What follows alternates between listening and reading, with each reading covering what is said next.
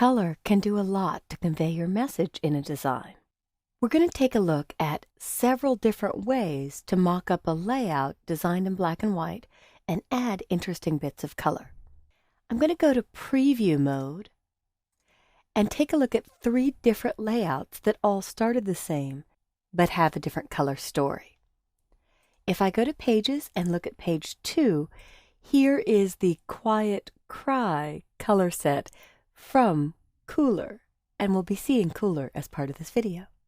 If I come back to the cover and go to the next layout and choose Preview again, here is the front, here is the back. I'll go to the 3rd layout. This layout actually uses the color model called Bordeaux. This one uses watermelon. Each one will give the viewer a slightly different emotional response. Watermelon has bright, light, fun colors, more in the pastel family. This one has darker red wine based on Bordeaux colors. And red is one of those colors that elicits emotional responses, while this has smooth, soothing shades of blue. But every color has both a positive and a negative response, so the association that you're giving through your design may vary depending on your use of color. Let's open this postcard Begin, and you'll see the original layout all done in black and white.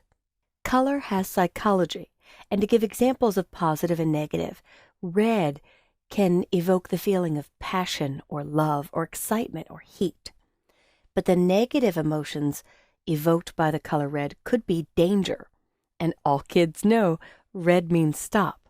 It can also convey aggression or war or violence. With Adobe, they use a consistent red, which is Pantone 485 everywhere. Black, white, and red is a color scheme that's worked since ancient Roman times. We're going to look at some ideas for designing with color, and where I go for inspiration when designing a piece is under the Window menu, Extensions, and Kuler. Kuler was actually launched at kuler.adobe.com, so anyone can download color libraries for the Creative Suite. The first program that included Kuler was actually Illustrator CS3. In CS4, they implemented Kuler suite-wide. And as I look at this, you do need an internet connection to have access to the Kuler color library. And I'll see that I'm viewing highest rated today. So here I have View Over the Town, Sunsplash, Dogwoods on a Dreary Day, Robocolor. But highest rated are the ones that people have bothered to give a rating to. If I choose Most Popular, these are the most often downloaded color libraries. And you'll see Watermelon is one of those. It's one of my favorites. We also have Pistachio, Firenze, Cherry Cheesecake, Granny Smith Apple. Or if you don't love any of these, you can have it choose a random color library. And each time you choose random, it will regenerate. Or I could see what the newest ones are today. In fact, one of the ones I discovered while I was pregnant was Quiet Cry. So if you know the name of a color library that someone has recommended, you could grab that. You can even make your own and upload your own, or even bookmark or attach your favorites for use later. Or I can edit color themes. I'm going to come back to Most Popular. And I think I'll try Granny Smith Apple on this layout. So when I select Granny Smith Apple, I'll scoot over the Kuler panel and look at swatches, and we have only the swatches built into InDesign. When I click Granny Smith Apple and add to swatches, all of the shades of green will appear in my swatches panel. And they take a few seconds, depending on your internet connection. In fact, I like to dock Kuler so it's always available, and I can open it or close it at any time by dragging it in with my other panels on the right. Now that these colors are added to swatches, I can start doing my layout. Do I want bright and crisp for the background or darker and more dull? I'm going to go with the brightest. Ouch! I'll go with a little bit dimmer shade of the brightest. And then I'll start experimenting with each color.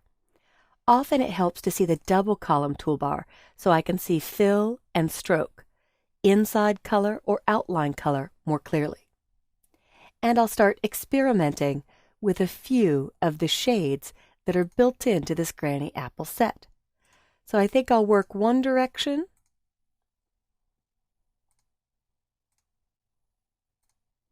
and then I almost did backwards on the way out.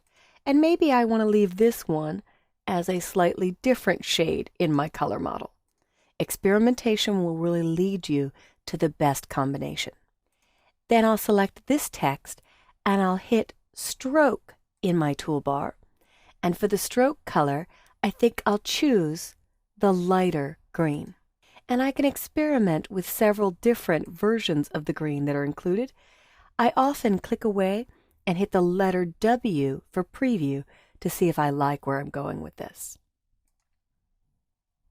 I have to be careful though. I wanted to switch this color and stroke was still forward. So I'll hit none or the red slash for stroke, then click fill and now choose a different shade. This is the exact same as my background shade, so I do have to go back to one of the other greens. And I think I'll go to the brighter green in the middle there. Now I'll go to the back of the postcard. I'll come down to the bottom, hit next page, triple click to select my text, and choose the darkest green for these headlines. I'll go to my selection tool, and I'll also choose that darkest green for all the black circles. I'm holding down my Shift key to select the individual circles that are black. So while holding down Shift, I just click once, fill is still forward, and now I'll choose the darker green. I'll click away and go to this 80% gray, and holding down Shift, click in the center or at the edge of each one until I get this darker gray. And I think I'll go to the very bright green for this. And I'll finish it off by selecting the 50% gray circles, holding down the Shift key to get more than one, and I'll choose the duller or kind of yellowish green. And when I click away, here is my final piece. And I just don't love that bright green, so I'm going to select them again and go to the alternate green. A color story usually has 2 or 3 primaries, but you could have up to 4 or 5 colors total. You just don't want to go nuts with your colors so that it's distracting to the viewer. And here's my finished piece. Back. I'll double click and go to the front. So check out Kuler under Window, Extensions, and Kuler, and take a look at the color libraries that are offered and try applying these to the postcard that's part of your class files.